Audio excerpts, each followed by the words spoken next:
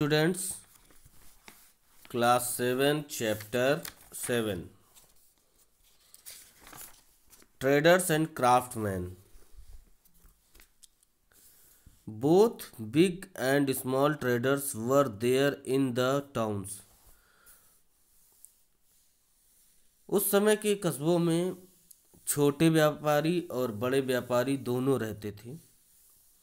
The small trader dealt in a few goods and in limited area. जो समय के छोटे व्यापारी हुआ करते थे वो कुछ सामान की ही सामान का व्यापार करते थे और एक लिमिटेड एरिया में.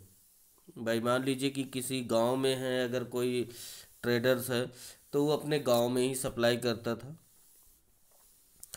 The big ones owned large fleet of ships and traded in many goods. और जो बड़े ट्रेडर्स थे वो बड़े बड़े जहाज़ों में भाई उनका सामान जाता था और ट्रेड्स मैनी गुड्स, और वो एक नहीं कई सामान को का व्यापार करते थे. Spices and textile were the most traded item. मसाले और कपड़े उस समय के मोस्ट इम्पॉर्टेंट आइटम थे. मतलब व्यापार करने के जो मोस्ट इम्पॉर्टेंट आइटम थे वो उस समय के मसाले और कपड़े थे. These were sold to traders in the port of Red Sea, Persian Gulf, South East Asia and China. और ये व्यापारी जो होते थे ये अपना जो सामान बेचते थे ये Red Sea, Persian Gulf, South East Asia और चाइना को अपना सामान बेचते थे. Indian spices such as pepper, cinnamon and nutmeg reached Europe. और जो भारतीय मसाले थे जैसे काली मिर्च हो गए, लौंग हो गया, इलायची वगैरह, ये यूरोप पहुंचाते थे. The traders involved in this trade reaped huge profit. और भाई व्यापारी रहते थे तो इन सामानों में उनको अच्छा फायदा मिलता था, ह्यूज प्रॉफिट मिलता था. Traders generally travel in कारवांस. Traders जो होते थे वो जनरली कारवां में ही सफ़र करते थे. कारवां मतलब होता है एक साथ, जैसे कि घोड़ों से सामान लेके जा रहे हैं तो इकट्ठा 30-40 घोड़े एक साथ उसी में सामान लदा हुआ तो एक साथ जा रहे हैं.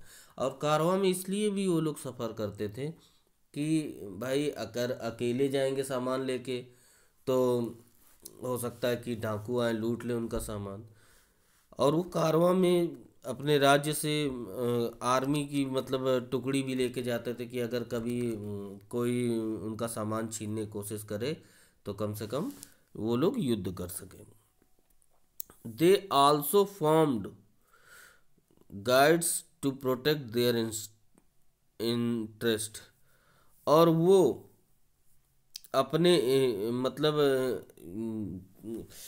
अपने आप को प्रोटेक्ट करने के लिए इस तरह के कारवांस में चलते थे.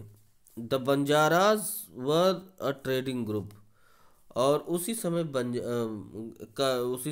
एक ग्रुप था बंजारों का, वो भी व्यापार करता था. They travelled from one place to another buying goods and selling them.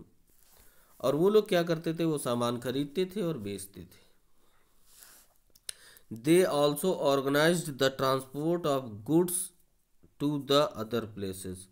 और वो भी अपने सामान को ले जाने, एक जगह दूसरी जगह ले जाने के लिए ट्रांसपोर्ट को मतलब इस्तेमाल करते थे.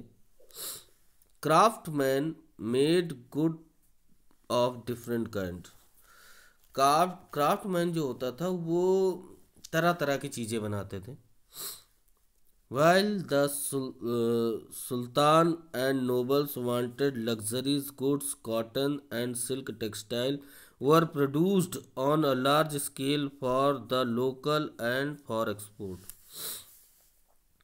और वो लोग जो सामान बनाते थे वो किसके लिए बनाते थे? सुल्तान के लिए, या सुल्तान के मतलब राज्य में जो मंत्री वगैरह हैं उनके लिए बनाते थे। और अच्छा सामान बनाते थे, लग्जीरियस गुड बनाते थे, रुई मतलब कॉटन के कपड़े बनाते थे, सिल्क के कपड़े बनाते थे।